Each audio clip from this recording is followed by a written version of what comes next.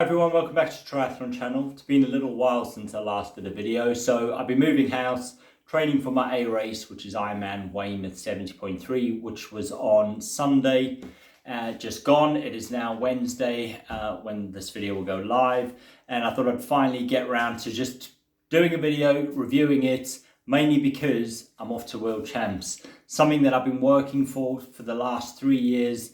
I didn't think it would come around as quickly as it has. And it just shows that hard work and dedication to the sport can help you achieve those goals. Now, they haven't come without their challenges, and it's been a sort of emotional roller coaster as well, the whole triathlon thing. And to think just sort of a month ago, I was debating whether I wanted to carry on. And I think that just was a build-up from all the training that I've done last year with COVID, with no races in particular. It was a lot of time training. Then I got thyroid issues, so I was out of training, not even knowing if I'd ever get back to being able to do triathlons again. So I had all of that to deal with last year. The year before that, in 2019, I did Ironman Weymouth. I didn't finish due to mechanical issues, so my bike had so many punctures in that the tires eventually ripped. Which ended my race after 30 miles. I had a load of injuries back in early 2019, throughout 2018, which was the year I actually started and the first year that I completed Ironman Weymouth. So we're going to compare it. I stuck around. I had a goal in mind. World Championships was always the ultimate goal for me. I see it as a once in a lifetime opportunity, and I didn't think I'd get there. Certainly didn't think I'd get there on Sunday. When the gun went off on Sunday morning, I wouldn't have said I would be even close to getting it. Especially the way I felt in the lead up to it. I mean, I felt strong, I felt fit, but my nerves got the better of me, and I'll be honest, I just didn't think I was ready to even be sort of close. You get them on the roll down, but I didn't think I'd even make top 10, never mind to finish in the top 5. So I finished 5th on Sunday, and I'm over the moon. I did it in 4 hours, 53 and 1 second. How that compares to 2018, when it was my first season of triathlon and my third triathlon, second 70.3, I completed in 5 hours, 17:47 seconds. And that was with a reduced swim of 750 meters. Now, interestingly, just on that swim, so it was a reduced swim back then. And this time I actually swam 400 meters more than what I was supposed to swim. So a number of factors in that. So I won't dwell on that. It is what it is. I did a time of 32:39 on the swim, over the moon with that. My best swim ever was around 30 minutes. But the fact that I did 400 meters more, I would have been well under 30. So I'm actually over the moon on that. And I headed out of the swim quite well, got onto the bike. Now, the bike has always been a huge weakness of mine, and I just thought I would build on this over the years. And although I was expecting a better performance on the bike, I wasn't expecting to do as well as what I did. So when I say as well as, for me, I did a 2:39.12 on the bike, which I was really happy with. It was very hilly, like I said in the beginning, and I've had some issues with my TT bike, with just terrible shoulder pain, so I couldn't stay down in the aero position for too much time, so I would lose a lot of the gains from that. But I saw Van Crew, who've done my bike fit just before the race. They did a couple of minor tweaks, which allowed me to stay in the position for a bit longer. And overall, I got into a decent place within the bike. But all bearing in mind, I didn't know where I was in terms of position on the bike, coming out of the swim on the bike.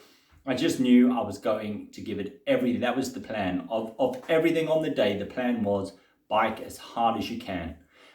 Doesn't matter, don't worry about the run. Just get onto the run. If you walk it, you walk it. But what I really wanted to do was test myself on the bike. And sort of see because that's, like I said, the biggest improvement I need to make. And I wanted to sort of see just how far behind I am. And I've still got a lot of work to do on the bike. However, at least now I know, even though I pushed myself as hard as I could on the bike, I then still ran a 1:32 half. So the run, I got off the bike, like I said, feeling good. I went out the gates a lot quicker than what was initially planned. So I initially planned to sort of had a race pace in mind, and I was going to stick to that as much as I could, knowing that I might sort of slow down as well because I'd bike so hard, or harder than I would normally. But I felt good, and I ran a lot quicker than the planned race pace for probably the first 3 miles before I noticed that I was really pushing it too much.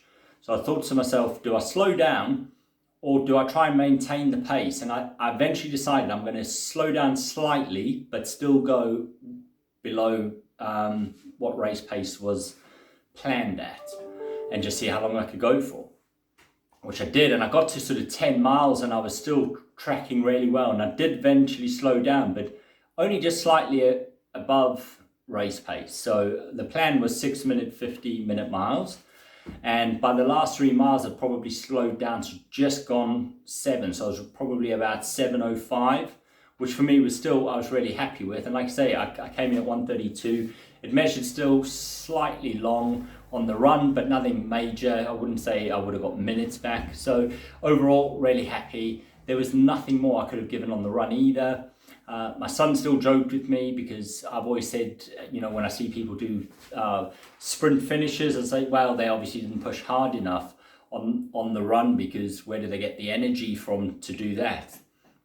How wrong was I? Because I did have a sprint finish, and I literally sprinted the last sort of up the red carpet, and I couldn't give any more. But just 100 meters before the carpet, I thought I was done. I didn't even know if I'd make it to the finish. So it just goes to show that, you know, you do find that something in you when you need it. And I think it was just the adrenaline, the excitement of being at the finish.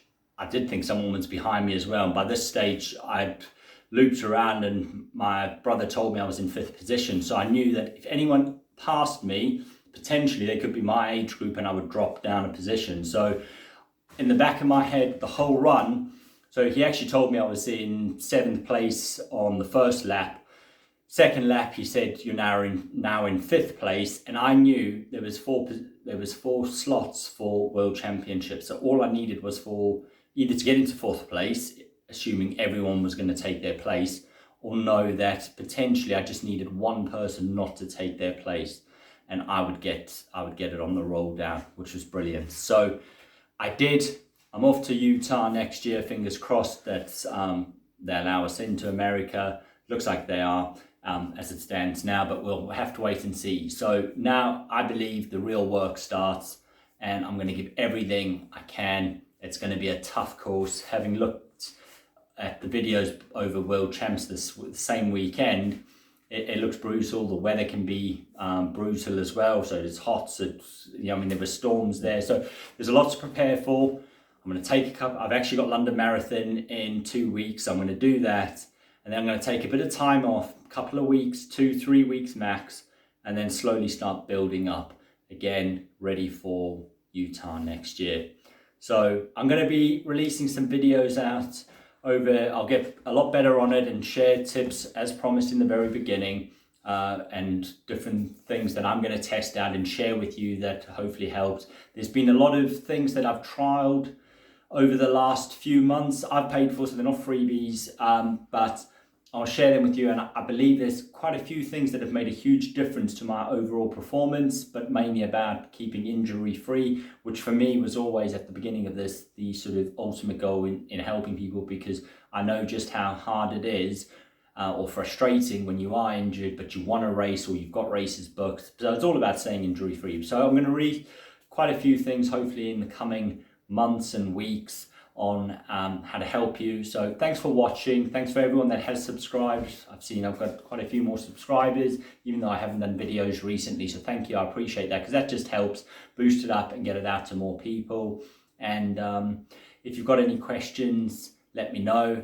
Thanks for watching, and I'll see you at the next video.